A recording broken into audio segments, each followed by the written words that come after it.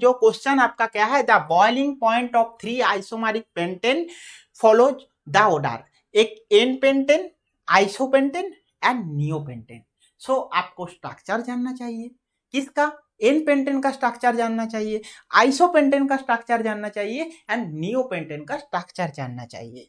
अगर क्या बताए, स्टेटमेंट 1 पे बताए, स्टेटमेंट 2 पे क्या बताए ना, when branching increases the molecule attain shape of sphere and the result of smaller surface area for contract due to which the intramolecular force between spherical molecule are weak, thereby the lowering melting boiling point। इसका means क्या है, जब branch increases होता है तो उसका क्या होता है ना, बॉइलिंग पॉइंट डिक्रीजेस हो जाता है। क्योंकि मैं ऑलरेडी आप लोगों को एक कॉन्सेप्ट बताया था, जो जब आपका ब्रांचिंग होता है तो boiling point, melting point low हो जाता है। सो ये जो n pentane, isopentane and neopentane अगर बताए, सो क्या होगा, एन पेंटेन का अगर आप स्ट्रक्चर देखेंगे तो पेंटेन बताए तो 5 कार्बन है, और एन और सारा क्या है, सिंगल बॉन्ड है, तो पेंटेन का स्ट्रक्चर 1 2 3 4 5 आपका ए एन पेंटेन का स्ट्रक्चर है ना। आइसोपेंटेन का क्या स्ट्रक्चर है ना, 1 2 3 4, ए आपका क्या है ना, आइसो 2 नंबर पे आइसो ग्रुप में। सो देखो 1 2 3 4 5। और नियोपेंटेन क्या है ना, यहाँ पे कार्बन, यहाँ पे कार्बन, ए आपका क्या है 5 कार्बन, तो ये इसको नियोपेंटेन है। सो देखो हम लोगों देखे n pentane, isopentane and neopentane. So branching increases हो रहा है, सो ब्रांचिंग इंक्रीजेस होता है means boiling point, melting point decreases हो जाता है। तो ये जो फर्स्ट है, ये फर्स्ट स्टेटमेंट सही है। सेकेंड स्टेटमेंट क्या है ना, ब्रांचिंग है तो lowering the boiling point, point जो बताए जो ब्रांचिंग के साथ शेप्स ऑफ स्फीयर, हाँ ऑब्वियसली ये पॉइंट सही है, इसलिए स्टेटमेंट 2 भी सही है। तो स्टेटमेंट 1 एंड स्टेटमेंट 2 सही, मीन्स हम लोगों का सही आंसर कौन सा होगा, option 1, both statement 1 and statement 2 are correct.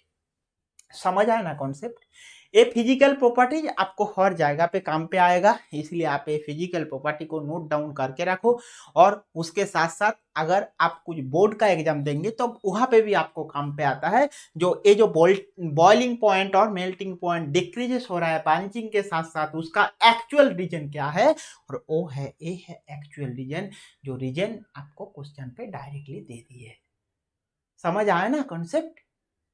ऐसे ही बहुत सारा क्वेश्चन में आप लोगों को लिए डिस्कस किया, ऑल बाय ऑल क्वेश्चन को आप देखो, हर क्वेश्चन देखते रहो, जहां पे आपका डाउट आए, जिसी क्वेश्चन डाउट आया उसी क्वेश्चन कमेंट बॉक्स में आप लिखो ये क्वेश्चन आपका डाउट है। अगर डाउट क्लियर है तो वहां पे डाउट क्लियर बोल के कमेंट में लिख दो, तब मुझे समझ आएगा आप जो वीडियो देख रहे हो मेरा, और उसके साथ साथ वो जो वीडियो आपको अच्छा लग रहा है, वीडियो को कंसेप्ट क्लियर हो रहा है, तो वो भी मुझे पता चल जाएगा। इसलिए प्लीज आप कमेंट बॉक्स में लिखो जो वीडियो देखने को बाद कॉन्सेप्ट क्लियर बोल के, तब मुझे समझ आएगा वो जो कॉन्सेप्ट मैं आपको दे रहा हूँ वो कॉन्सेप्ट आपको क्लियर हो रहा है।